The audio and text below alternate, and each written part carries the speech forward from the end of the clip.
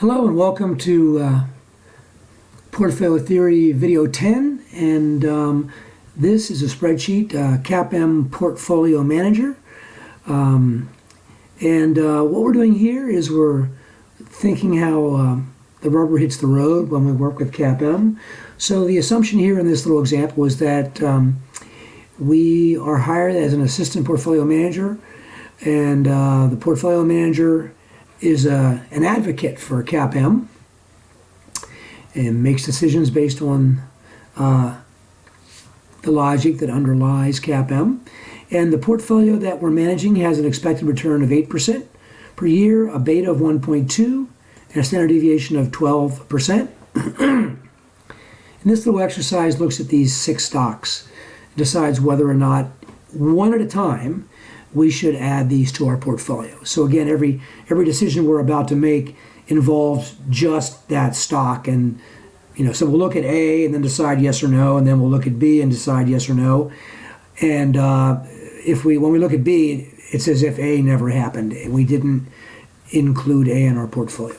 Okay, so this is what we got. Stock A comes along, you look at it. It's got an expected return of 8.5. Well, that's above 8, and we know that returns for portfolios are simple weighted averages of the returns of the stocks that constitute the portfolio. And 8.5 exceeds 8, so adding stock A will cause the portfolio's expected return to rise. The relevant dimension of risk, according to CAPM, is beta. Portfolio beta is 1.2. The beta of this stock is 1.05. Betas for portfolios are also simple weighted averages of the betas of the stocks that constitute the portfolio. So adding this beta into the portfolio will reduce the portfolio beta, and that's good. This gives us more return. This gives us less risk. Now, standard deviation of return is 14%. The portfolio standard deviation of returns is 12%. And the issue here is, do not think that because 14 is bigger than 12, we should give thought to not including A. That's kind of the trick here. The point is that standard deviation of returns of an individual stock is irrelevant in determining whether or not to add that stock to a pre-existing portfolio. The relevant dimension of risk is not standard deviation of returns when contemplating adding a stock to a pre-existing portfolio. Rather, according to CAPM, the beta of the stock is what's relevant. So the idea here is we can ignore, in fact, we must ignore all this data here in this column D for all of our decisions. So A, do we want it? Yes, we want to include it. Now forget about A, let's look at B. B provides an expected return of 8%. That's the same as the portfolio's return, so the portfolio's return would not change. That's not necessarily bad. It would be okay if it was associated with a reduction in risk. Well, oops, the beta here is 1.3. Since betas for a portfolio are a simple weighted average of the betas of the stocks that constitute the portfolio, adding this stock B in would ever so slightly increase the portfolio's risk because its beta would rise.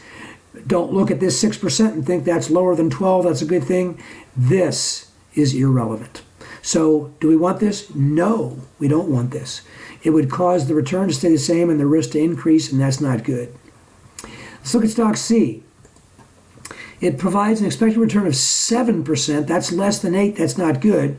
However, it also provides a much lower return, a much lower risk of 0.8.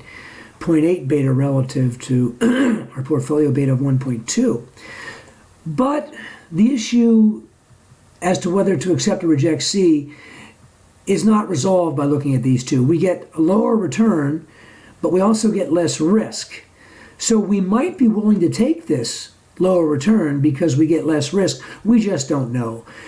We need to know more information. So we need more information. Specifically, the additional information we need is the portfolio manager's willingness to trade return for risk. What is the return risk trade-off? And so we just don't know. Stock D, the expected return is 10%, that's higher. Adding D would increase the portfolio's expected return, that's good, but the beta is higher. So adding D would increase the portfolio's beta ever so slightly. And so again, we don't know. We might be willing to take the additional risk because of the additional return, but we need more information. Specifically, we need information with respect to the portfolio manager's willingness to trade risk for return. Stock E, 11% expected return, beta of 1. Standard deviation is irrelevant. So we would increase the portfolio's expected return. We'd decrease its beta. That's a good yes, we want that.